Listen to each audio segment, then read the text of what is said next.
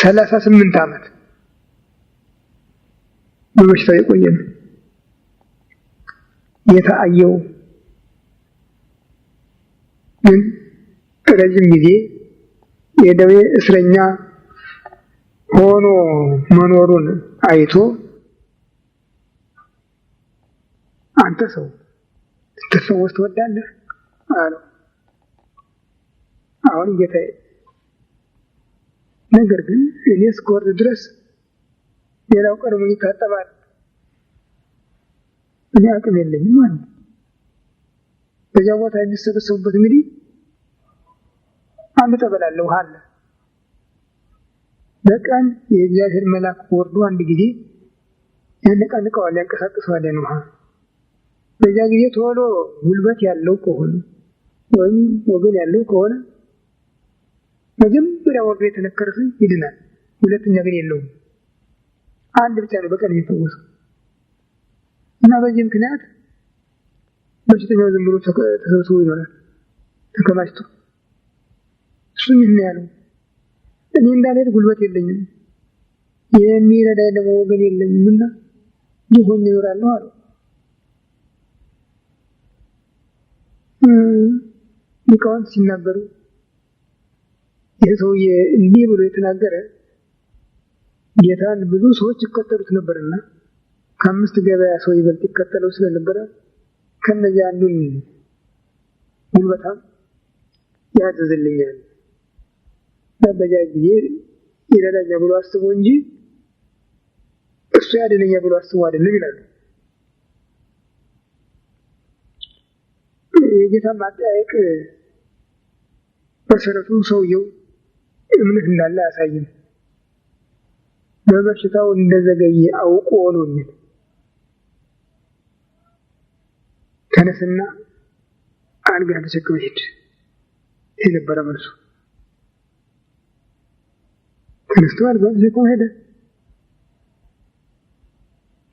ህዝቡ ግን ዛሬ ሰንበት ነው፣ አልጋ ተሸክመህ ልትንቀሳቀስ አይገባህም ነበር ሙግታቸው። እንኳን እግዚአብሔር ማረህ፣ እንኳን እግዚአብሔር ፈወሰህ፣ እግዚአብሔር ይመስገን ያለ የለም። ዛሬ ሰንበት ነው። እሱ ደግሞ እኔ ምን አውቃለሁ ያዳነኝ አልጋ ተሸክመህ ሂድ አለኝ የሚል መልስ የሰጣቸው እና ቤተ መቅደስ አገኘው ጌታ። አንተ ሰው ከደዌ ተፈወስክ፣ ግን ሁለተኛ አትበድል፣ ከዚህ የከፋ እንዳያገኝህ ነው ያለው። ሰውየው ግን ሄዶ ለአይሁድ ነገራቸው ያዳነው ማን እንደሆነ፣ አልጋ ተሸክመህ ሂድ ያለው ማን እንደሆነ።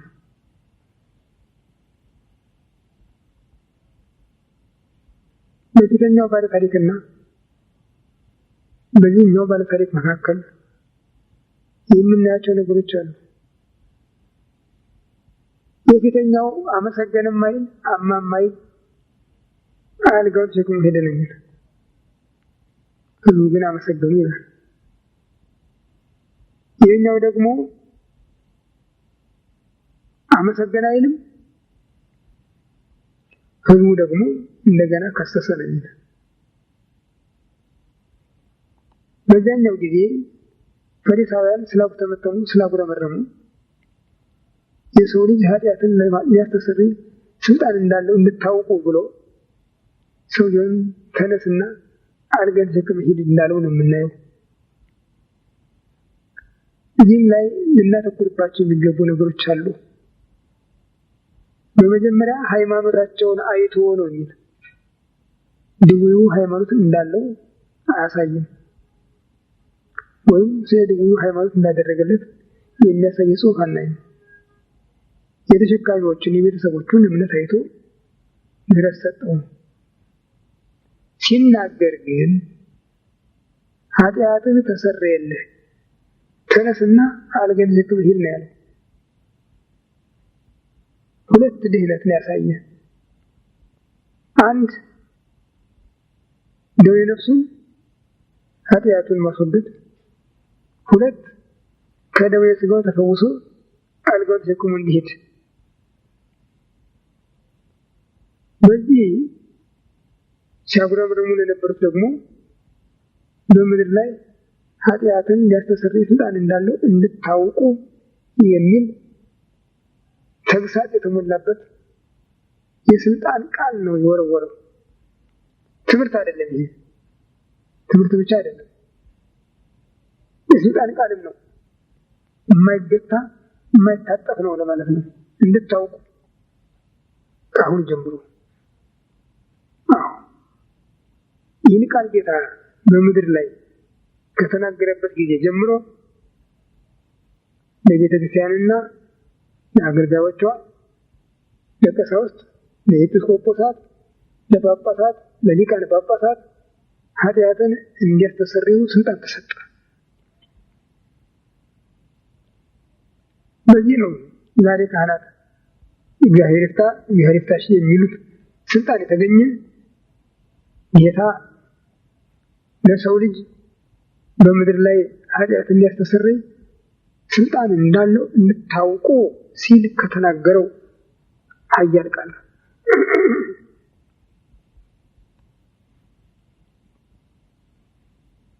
ለሰውየው ግን ይህችን ቃል ሁለተኛ አልደገማትም። ተነስና አልጋህን ተሸክመህ ሂድ ነው ያለው። የነፍሱን ተፈቷል። የሥጋውን ሰዎች ሊያዩት የሚገባቸውን በጊዜው እንዲያዩ ስለፈቀደ አልጋውን ተሸክሞ እንዲወጣ አደረገ። ከዚያ ጊዜ ጀምሮ የካህናት ስልጣን ሥጋንም ነፍስንም ከኃጢአት ከደዌ ለመፍታት ስልጣን ያለው ሆነ፣ ኃይል ያለው ሆነ። ግን ሰውየው ምን እንደተናገረ የሚያሳይ ነገር የለም። በዚህኛው ደግሞ እንዲያውም ይባስ ብሎ ለአይሁድ እንደነገረን የሚያሳየው። ጌታ ግን ታላቅ ማስጠንቀቂያ እንደሰጠው ነው የምናየው። አንተ ሰው ከደዌ ተፈውሰሃል፣ ግን ከዚህ የከፋ እንዳያገኝህ እንዳትበድል ተጠንቀቅ ነው ያለው። ይህ ሁኔታ በዓለም እየተደጋገመ የሚደርስ ነገር ነው እና አንዳንድ ጊዜ ሰዎች ብሶባቸው ሲገኝ ታሞ የተነሳ እግዚአብሔርን ረሳ ተብሎ ይነገራል።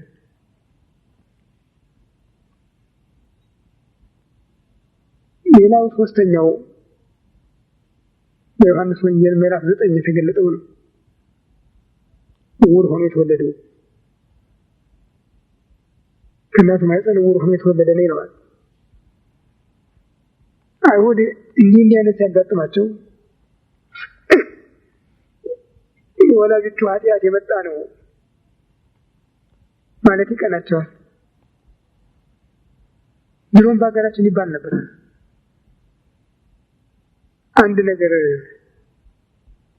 አካል ጎድሎት ወይም አካሉ ኃይል ቀንሶ ከተወለደ ሙድ ተወለደ ይባላል። እና እንዲህ አይነቱ ነገር ከዝምድና መተላለፍ ከአንዳንድ ምክንያት ይመጣል ተብሎ ይታሰብ ነበር። አይሁድም ስለዚህ ሰውዬ ሲናገሩ ወላጆቹ ኃጢአት ስለሰሩ ያን ኃጢአታቸውን እንዲህ ሊገልጥባቸው ነው ዕውር ሆኖ የተወለደ ይሉ ነበር። ያም ሆነ ራሱን የሚረዳበት ስለሌለው መንገድ ዳር ተቀምጦ ይለምን ነበር። በወንጌል ዝርዝር ቃል የለም። በሰዎች አነጋገር ግን ሙሉ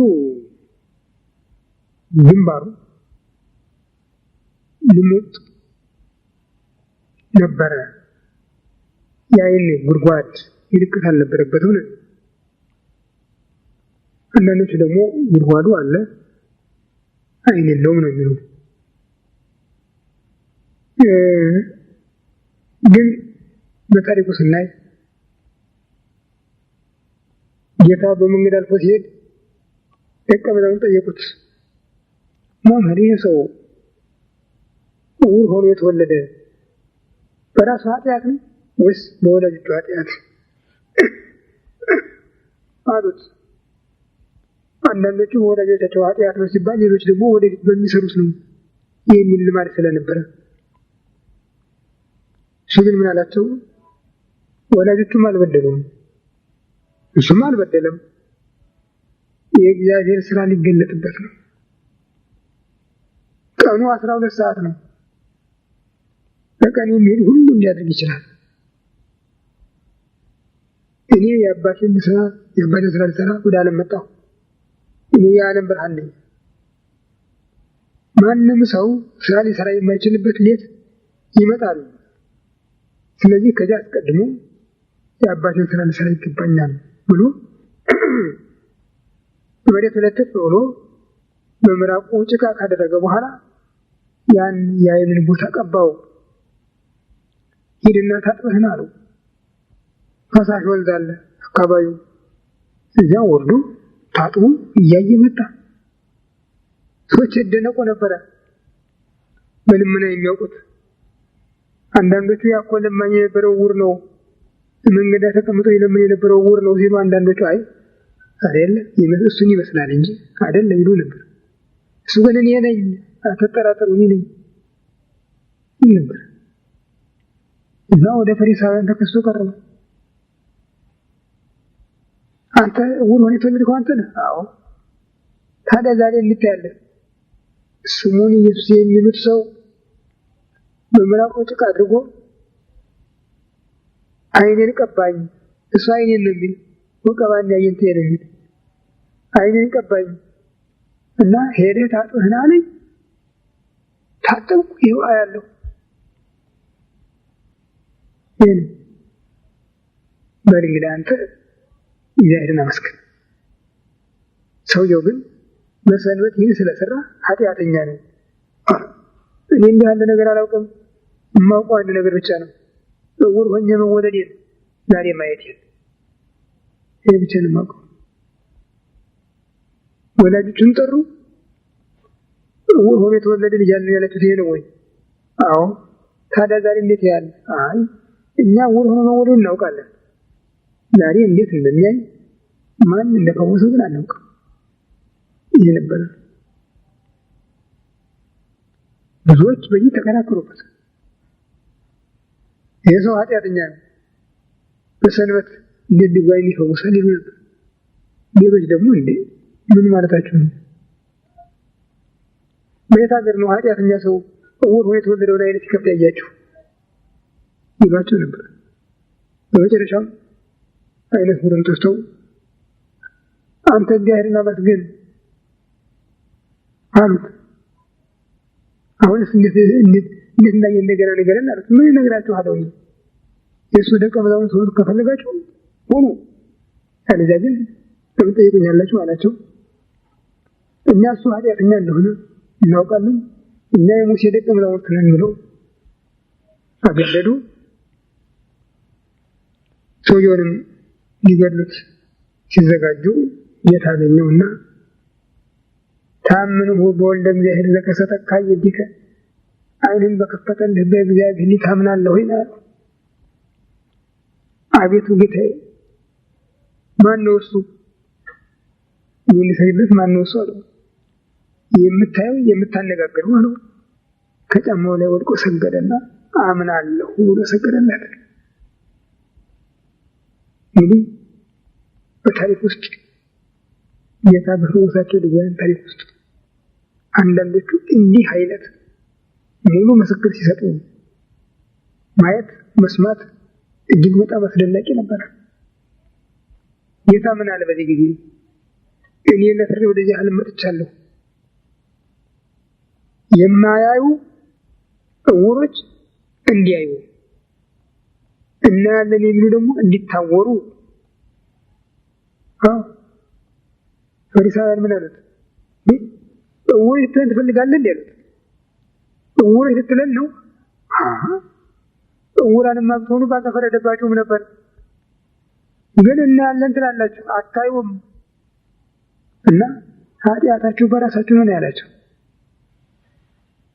ይሄ ነው ይህ ቃል ቤተ ክርስቲያንንና መሪዎቿን፣ አስተማሪዎቿን፣ አገልጋዮቿን፣ መልእክተኞቿን፣ ምዕመናኖቿን ሲፈታተን የሚኖር ቃል ነው።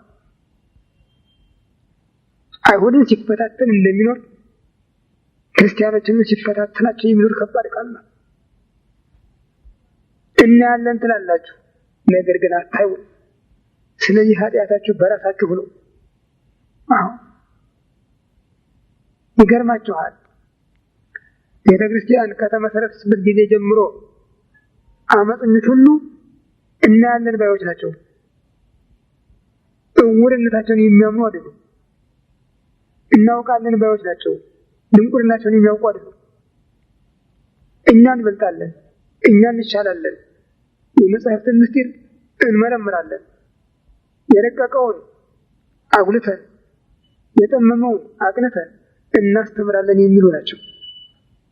እስከ ዛሬ ድረስ ቤተ ክርስቲያን የምትፈተንባቸው እነሱ ናቸው፣ እንዲጨርሳ እስክትወድቅ ድረስ። ግን ከጊዜ ወደ ጊዜ ቤተ ክርስቲያንን እየነቀሉ እየፈነቀሉ ከመጣል በስተቀር አንድም የደገፋት የለም። በተለይ እስላምና ሉተር ከተነሱበት ጊዜ ጀምሮ በቤተ ክርስቲያን ላይ የወረደው መቅሰፍት ይህ ነው ተብሎ ሊገመገም ከሚቻል በላይ ነው። አገራችን እንግዲህ የዚህ ሰለባ የሆነችው የዚህ ችግር ሰለባ የሆነችው ሊቃውንቶቹ አለን ይላሉ። እንደምሰሟቸው ያጓራሉ፣ እንዳንበሳ ያገሳሉ፣ በየቤተ ክርስቲያኑ ያገሳሉ፣ ይነቃነቁበታል፣ ይንጎራደዱበታል። ፉከራው ቀረቶ ሌላ ነገር ነው። ግን አንድ እውነት የለም፣ አንድ እውነት የለም። ያችን ነባር ቤተ ክርስቲያን እንዲህ ተስፋ አልባ እስክትሆን ድረስ ሊቃውንቶቿ አምፀውባት ነው ያሉ። ጳጳሳቶቿ፣ ካህናቶቿ፣ ምዕመናኖቿም ጭምር። ሁሉም ደግሞ እናውቃለን ነው የሚሉ፣ አናውቅም አይሉም። እናውቃለን። ይህ ነው ካቶሊኩ፣ ፕሮቴስታንቱ፣ እስላሙ፣ ኦርቶዶክሱ፣ ይሁዲው እናውቃለን ነው የሚሉ። ግን ሁሉም ዕውሮች መሆናቸውን ጌታ የመሰከረው። ኃጢአታችሁ በደላችሁ በራሳችሁ ነው ያለው። እኛም በራሳችን ተሸክመን ቁጭ ያልነው አሁን።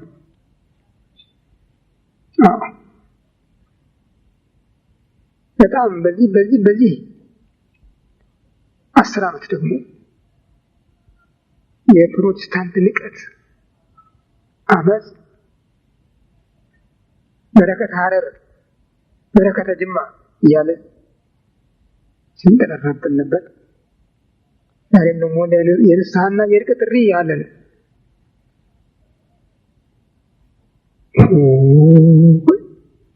ኧረ ምንድነው ይላል።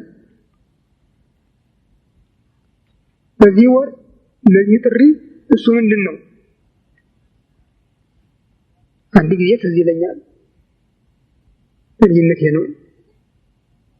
አንድ ልጃቸው ሞተው ያለቅሳሉ። አሽከራቸው እንደ ድሮ ባሪያ የምትባለው አለች አጠገባቸው እና እሷ ብሶባት እናትየዋ ጸጥ ብለው ሲያለቅሱ እሷ መሬት ለመሬት ትንከባለች፣ ታለቅሳለች። አንድ ሰው አንስተው ምን አሉ? ኧረ ያችን ሰው ምንድነሽ ብሏት እናቲቱ ተረጋግታለች። እሷ እንዲህ የሚያደርጋት ምንድን ነው ብለው መናገራቸው ትዝ ይለኛል። ዋናይቱ ቤተክርስቲያን ረስተዋለች ምንም ሆነንም እና ኧረ ፕሮቴስታንትን ምንድን ነው በሉት እባካችሁ ጠይቁልን። እንደው መቸለት የሚያውቀውን ዛሬ ለምዕመናን ለኢትዮጵያ ምዕመናን እሱ ያስጠብቅ።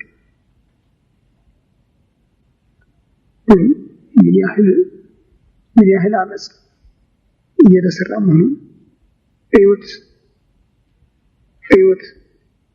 እሱ የፍረደው ብቻ እንጂ ሌላ ፈራጅ የለውም በዚህ ጉዳይ።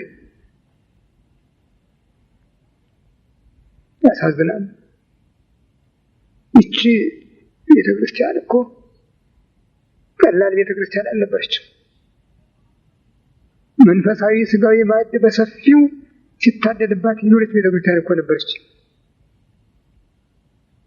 የምዕመናን፣ የነዳያን፣ የኃጥአን፣ የጻድቃን መማፀኛ መጠለያ፣ ለስጋቸው ለነፍሳቸው ኃይልና ጉልበት ምንጭ የነበረች ቤተክርስቲያን ናት።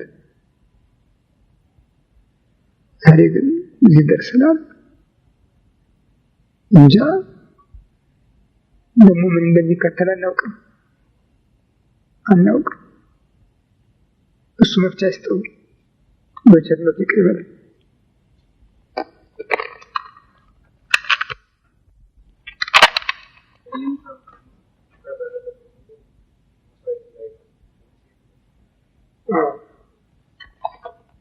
አይቀርም።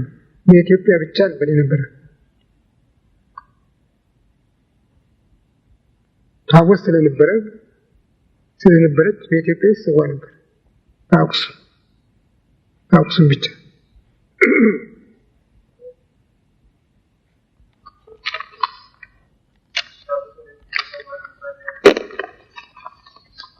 አልተናገሩማ መምጣቱ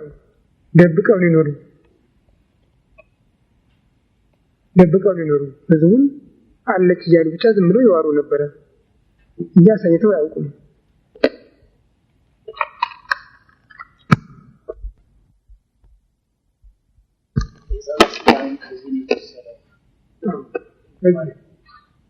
ልክ ነው። ጸበል ማለት ትቢያ ማለት ነው በግዕዝ ቋንቋ እና ጸበል የሚሉ ከዚያ ጌታ አፈሩን ዘግኖ ነው የሚል በምራቁ ጭቃ አድርጎ ቀባው። ያ ኃይል ነው እስካሁንም ድረስ በየጸበሎቹ የሚሰራ። ጥሩ አስታወስከኝ። ያ ኃይል ነው በየጸበሎቹ ዛሬ የሚሰራ። ያ ጌታ ያደረገው ኃይል ነው። ሂድና በፈሳሽ ውሃ ታጠብ ነው ያለው። ይሄ ከየቦታው የፈለቁና በአሸንዳ የሚፈሱ ጸበሎች ሁሉ ያ ኃይል ነው የሚያሰራቸው የሚቀሰቅሳቸው።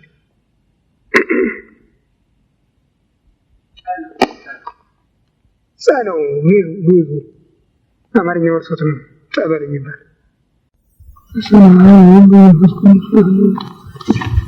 አቤቱ ቸር እግዚአብሔር አምላካችን ሆይ በዚህ ዕለት በዚህ ሰዓት በዚህ ስፍራ በቸርነትህ ስለሰበሰብከን በዚህ ከፍተኛ ቀጠሮ ስላደረስከን ከሁሉ አስቀድሞ ቅዱስ ስምህን እናመሰግናለን።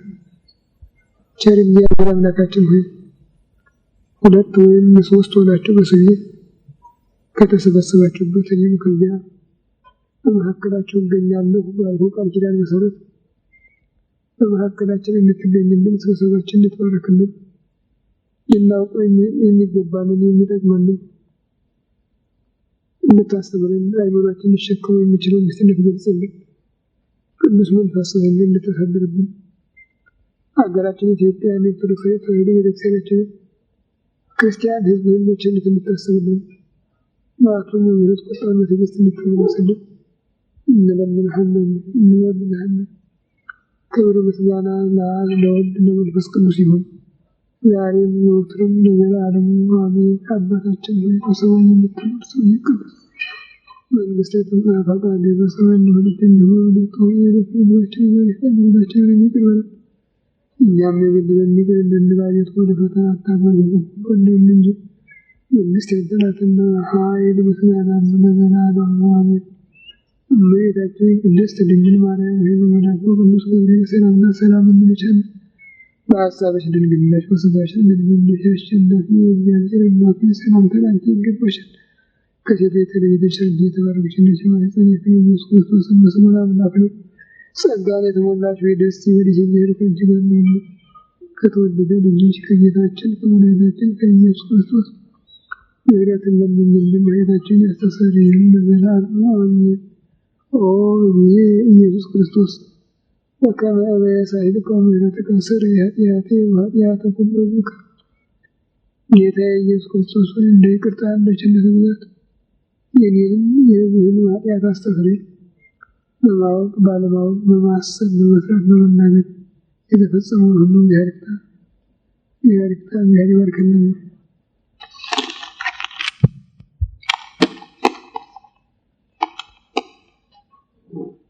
መጋቢት 13 ቀን 1995 ዓመተ ምህረት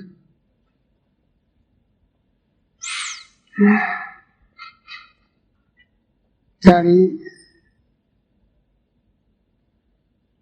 ጾማችንን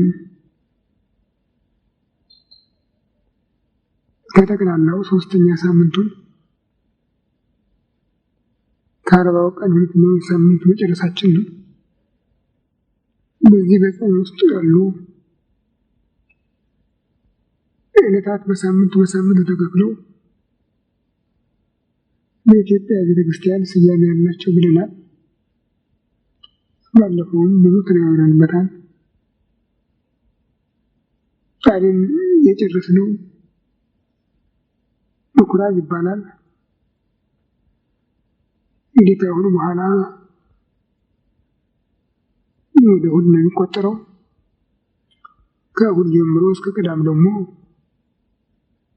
መጻጉዕ ይባላል።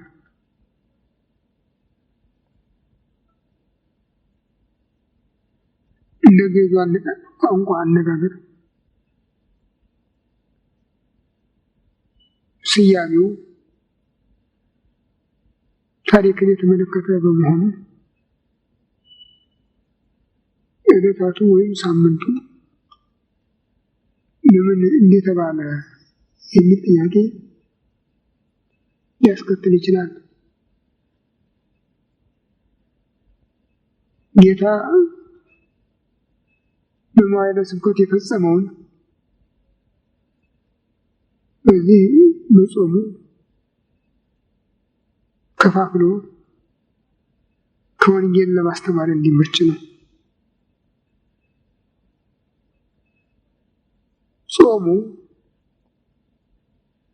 በሰዎች ፍላጎት በሰዎች መሰረትነት የተጀመረ ሳይሆን እሱ ራሱ ጾሙ ኑ ተከተሉኝ በማለት ለቤተ ክርስቲያን ያስተላለፈውና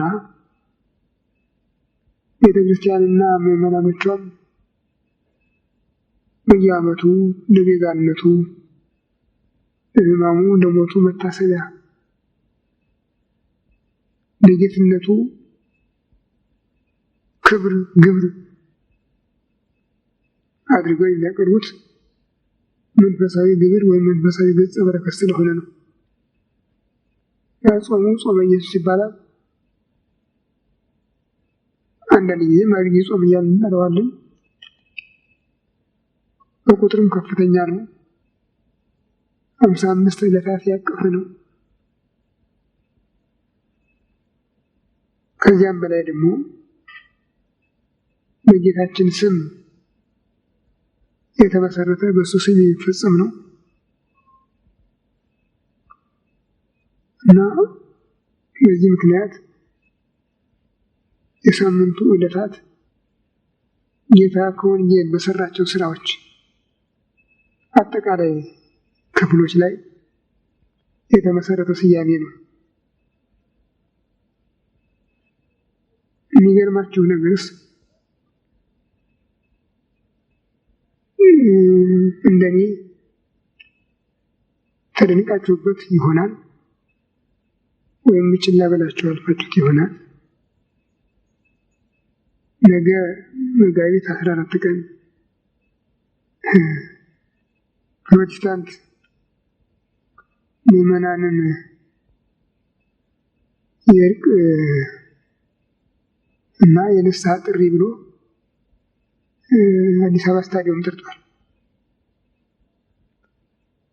በራዲዮ ሲተላለፍ ሰምታችሁ እንደሆነ ፕሮቴስታንት ነው ይህን የሚያደርገው። ጾምና ፕሮቴስታንት አይተዋወቁም። ንስሐና ፕሮቴስታንትም አይተዋወቁም። የፕሮቴስታንት ንስሐ በመኝታ ቤት ግድግዳው ምስክር አልጋውን የንስሐ አባት አድርጎ የሚነገር ነው። ሌላ የለም። ያውም ንስሐ የሚባለው ምናልባት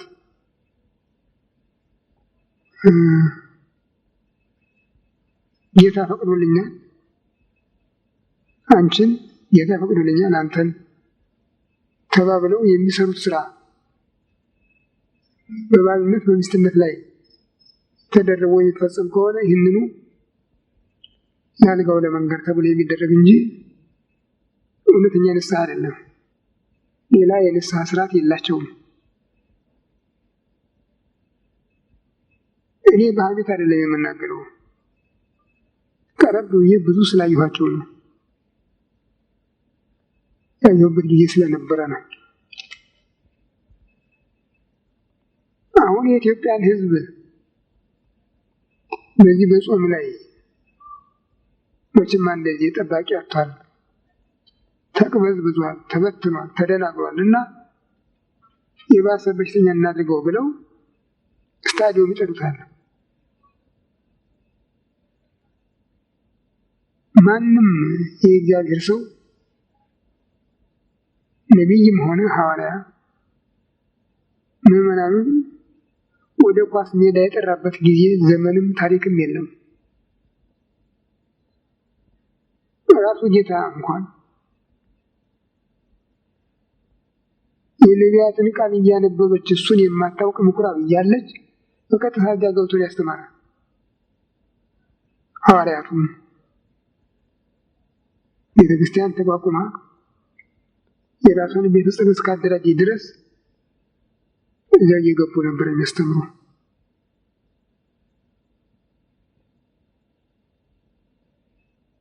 በጸሎት ቤት ስም በተሰየመ ስፍራ እንጂ ኳስ ሜዳ ህዝቡን የጠሩበት ጊዜ የለም። ይህ ግን የእስላም ጥገኛ ስለሆነ ሁለቱም ጥሪያቸው ወደ ኳስ ሜዳ ነው።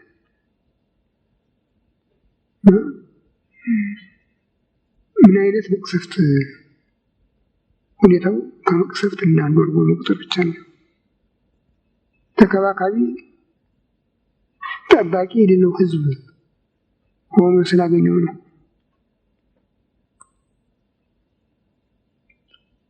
ከዚህ በቀር ግን ስርዓቱን ተከትሎ የሚሄድ ከሆነ እንዲህ አይደረገው ነበር።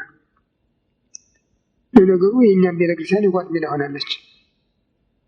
ከዚህ የምትሻልበት ምንም ነገር የለም። የእግዚአብሔር ስም የሚጠራባት በግድ ይረግዳል እንጂ ቃሉ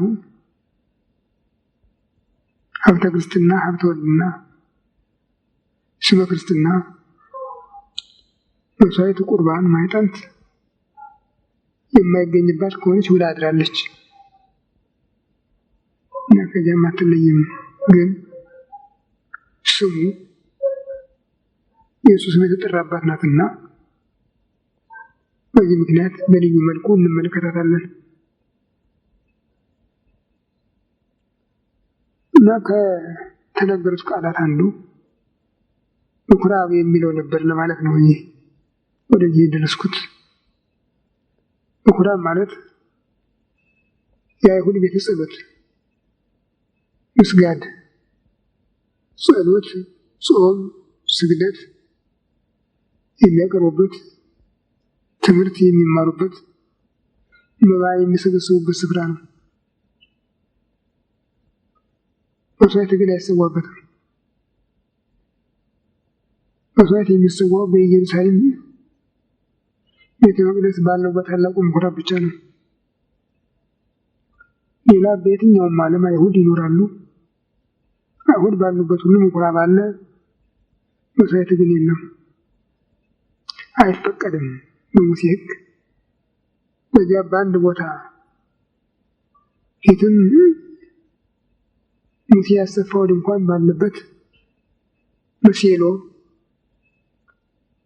ሽሎ ኋላም ሰሎሞን ባሰራው ቤተ መቅደስ እንጂ በሌላ ቦታ መስዋዕት አይሰዋም ነበር።